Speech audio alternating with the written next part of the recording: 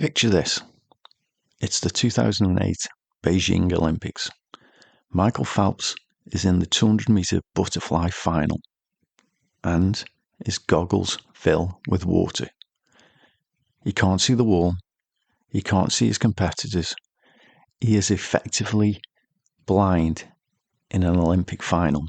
At this point, most athletes panic. They lose rhythm. They blow the race. Phelps doesn't. He counts his strokes. He hits the wall. World record. Gold medal. Blind. So here's the question. How? How do you stay composed when everything goes wrong? How do you perform at your absolute best when the conditions are against you? It's not physical. It's not talent. It's not even just experience. It's a mental skill, one of the most powerful and most undertrained tools in performance. It's called cognitive reframing. And by the end of this episode, you'll know exactly what it is, how it works in your brain, and most importantly, how to use it. Welcome back to the Winning Edge Coach podcast. I'm your host, Kev Oakley, and this is where we break down the tools, tactics, and strategies that build a stronger, more resilient mindset so you can perform at your best when it matters most.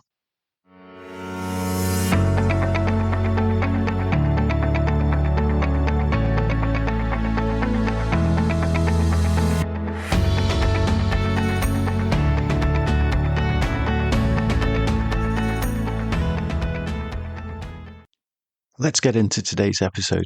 But before we get into the science, let me ask you something. When was the last time something went wrong and your first instinct was to assume the worst? Maybe you missed an opportunity and thought, I'm not good enough.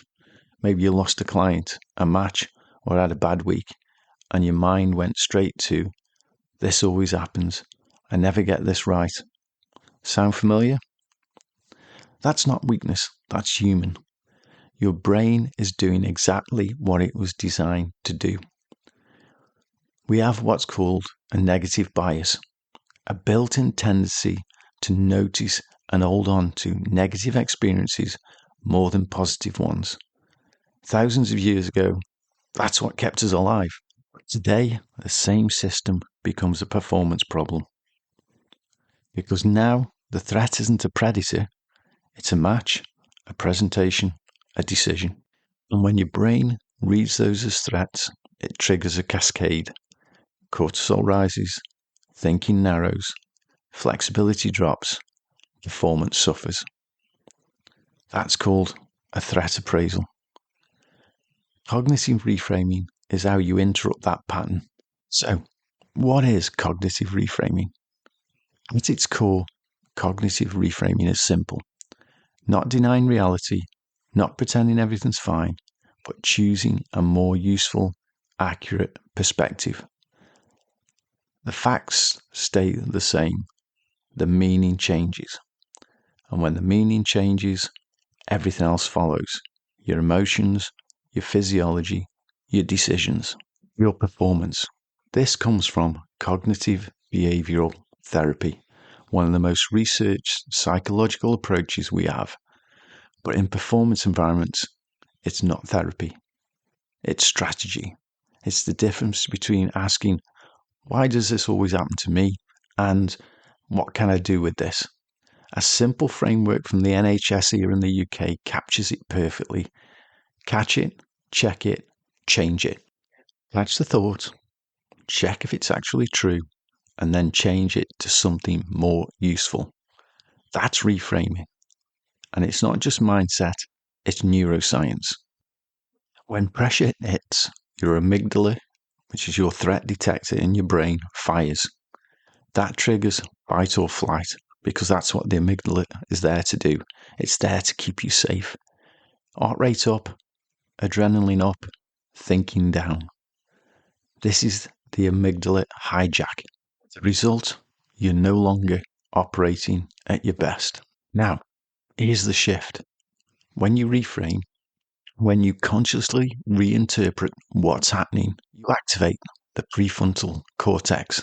That's the part of your brain responsible for control, decision-making, emotional regulation. Brain scans show this clearly. More prefrontal activity, less amygdala activity. In simple terms, you move from panic to clarity. And here's the bigger idea: neuroplasticity. Every time you reframe, you strengthen that pathway. You're not just handling the moment, you're rewiring your brain. Do it enough and it becomes automatic. The analogy I often use for neuroplasticity is, if you imagine that you've got to cross a field to get to wherever you want to go, it could be a pub, it could be a shop, but that field is overgrown. And maybe this is a journey that you're going to take frequently, maybe every day. Initially, crossing that overgrown field, the first time you do it and you turn back and look, you could probably hardly tell where you've been, where your footsteps were. Yeah, you might pick out a few indentations in the grass, but the next time you do it, you'll probably see a little bit more of that path that you took. But over time, that path will become more and more distinct, to the point when you've done it a number of times over a period of time, you will clearly wear out a path across that field, which is well established, you can easily find, and is easily recognizable. And that is in the same way as neuroplasticity. The more you do it, the harder wide into your brain it is, the more easy it is to jump into that pattern. And having that automatic pattern, that's how high performers think under pressure. Wow, this is where things get really interesting. Dr. Alia Crum at Stanford studied how people think about stress. Most people believe stress is harmful, but her research shows something different. It's not just stress that matters, it's how you interpret it. In one study, people were shown stress as either harmful or helpful. After just 1 week, those who saw stress as helpful performed better, felt better, and coped better. Same stress, different mindset, different outcome. In follow-up research, that mindset even changed hormones, attention, cognitive flexibility. So instead of thinking, I'm nervous, try, I'm activated, my body is preparing me. That's not positive thinking, that's a psychological shift. Every stressful moment triggers two questions, often unconsciously, that we're totally unaware of. How demanding is this? Do I have what it takes? If you believe you do, it's a challenge. You lean in. If you don't, it's a threat. You shut down. Research shows challenging states improve performance. Threat states reduce it. Even your cardiovascular system responds differently. So here's the practical move. Before an high pressure moment, ask, what resources do I have right now? Your preparation, your experience, your past wins. You are actively shifting the scale towards challenge. Phelps didn't just get lucky. He rehearsed everything going wrong over and over. So when it happened, it was familiar. Kobe Bryant was famous for his Mamba mentality, but here's something less reported. Kobe didn't just outwork everyone physically. He obsessively studied his opponents, not to feel threatened by them, but to learn from them. He watched footage of Michael Jordan for hours, not with envy, but with a reframer's mindset. What can I learn from this person that I can add to my game? Comparison reframed from threat to teacher. That's cognitive reframing in elite sport. Sarah Blakely, the billionaire founder of Spandex, attributes her entire entrepreneurial mindset to a reframing ritual her father created at the dinner table when she was a child. Every night he would ask, "What did you fail at this week?" If she had nothing to say, he was disappointed. Failure wasn't shame. It was celebrated as evidence that you were trying. This is cognitive reframing, institutionalized in a family. The result? Blakely went on to turn $5,000 in savings into a global empire, powered by a mindset that had been trained since childhood to reframe failure as data, not defeat. As I often say, there's no failure, there's only feedback. James Dyson famously created 5,126 prototypes of his dual cyclone vacuum before one worked. His philosophy: we fail every day. Failure is the best medicine as long as you learn something. That's not reckless optimism. That's a deliberate cognitive architecture in which every failure is reframed as a prototype, a data point on the path to mastery. What do all these people have in common? They didn't have easier paths. They faced the same pressure, failure, and self-doubt as everyone else. What separated them was a trained, consistent, deliberate capacity to reframe. Same events, different frames. That's the pattern. Okay, so the theory is great. Science is compelling. You're listening because you want tools you can use. So let me give you 4 evidence-based cognitive reframing techniques that I've used in my own coaching sessions and that I know work. Tool number 1, the performance question flip.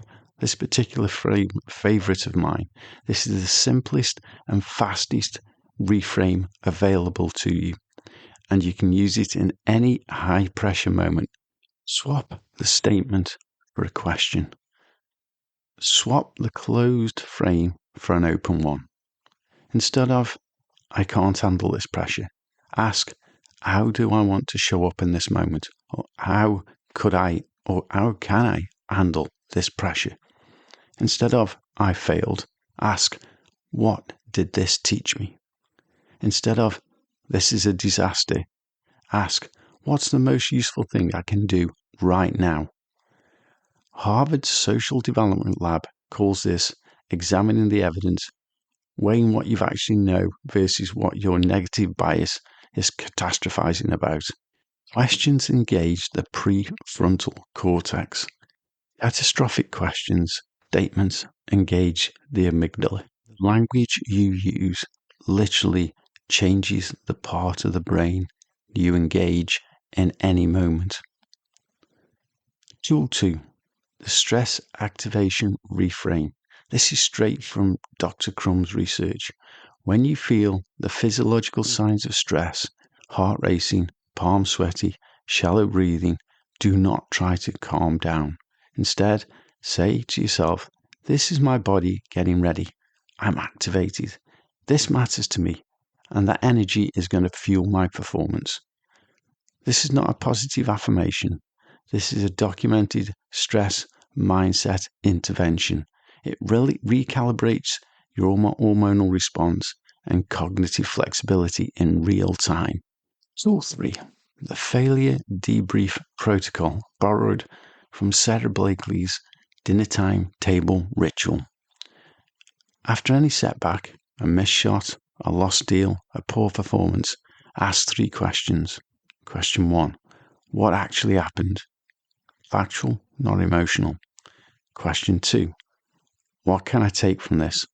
Learning, not being shameful. Question 3, what would I do differently? Strategy, not self-punishment. Performance coach Sindra Kamphoff calls a variation of this learn, burn, return. Identify the lesson, release the emotion physically. She recommends pairing it with a physical gesture or a cue, then return your attention to the present moment. NFL wide receiver Adam Thielen used the phrase flush it with a physical gesture on the sidelines to execute this exact process in real time. The physical cue matters. Associating a movement with a cognitive shift creates a new neural pathway, training the brain to release and refocus automatically. Tool 4, the third person reframe. This is a fascinating one, backed by research published in the scientific reports. When you're in a spiral of negative self-talk, switch from the first person to the third person. Instead of, I'm going to mess this up, try, Kevin is prepared for this. Kevin knows what to do. Third person self-talk has been shown to facilitate emotion regulation without engaging the effortful cognitive control that the first person processing requires. It creates psychological distance from the threat, essentially giving you the perspective of an objective observer, and it reduces emotional reactivity while maintaining performance. Professional athletes, surgeons, and military special forces personnel have all been documenting using versions of this technique. It sounds unusual, but the neuroscience is rock solid. Those are the 4 tools you can use in those high pressure moments. However, they only work if you train them, not in the moment, before it. Like any skill, it needs to be practiced, rehearsed, so that it becomes second nature. This is a suggestive framework to how to build that skill. Firstly, daily journaling practice. Every morning or evening, identify one situation where you noticed a negative thought pattern. Run it through the failure debrief protocol or the performance question flip. 5 minutes, not negotiable. This is your cognitive training session. Second one, pre-performance routine before any high-stakes moment. A match, a presentation, a difficult conversation. Build a 2-minute reframing ritual into your warm-up. Recall your resources. Activate the stress reframe. Use the third-person mantra. This shifts your appraisal from threat to challenge before you step into the arena. Third one, post-performance debrief. Do this while the emotion is still fresh, within 30 minutes if possible. Not to wallow, but to learn. The goal is to close the cognitive loop so your brain files the experience as instructive, not traumatic. Repeat this consistently for 21 to 30 days. That's not because this is some magic number, but because repetition is how the prefrontal cortex builds the neural circuitry to make this automatic. CBT-based cognitive restructuring research confirms that consistent reframing practice reduces performance anxiety, increases self-efficacy, and improves outcomes across sport, business, and clinical contexts. Studies have found that cognitive behavioral techniques for athletes can cut performance anxiety by up to 45% and significantly boost competition confidence. 45% from just a mental skill. That's a performance edge no supplement or training program can rival. Let's draw all that together now as we bring the episode to a close. Today we covered fundamental truth that your brain's default setting, the negative bias, was built for survival, not peak performance. Left alone, it defaults to threat. Cognitive reframing changes that. It shifts your brain, your body, your results.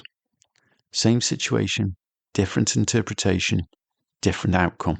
Here's your end of episode challenge for this week. Pick one of these 4 tools and apply it every single day for the next 7 days. Write it down. Make it deliberate. Notice what shifts. Because here's the truth about high performance in sport, in business, in life. The scorecard or the result doesn't always reflect your effort, but your mindset always determines your ceiling. Rewire how you think, raise the ceiling. That's the winning edge. That's it for today's episode. If you found this episode valuable, please take a moment to pass it on to someone who would genuinely benefit from it, a colleague, a friend, or anyone working to improve their performance and well-being. And if you haven't already, follow or subscribe to the Winning Edge Coach podcast on your preferred podcast platform. It's a simple step that only takes seconds that helps the show to reach more people who are serious about improving how they think, perform, and live. Thank you for listening. I appreciate your time, and I'll speak to you again on the next episode of the Winning Edge Coach podcast.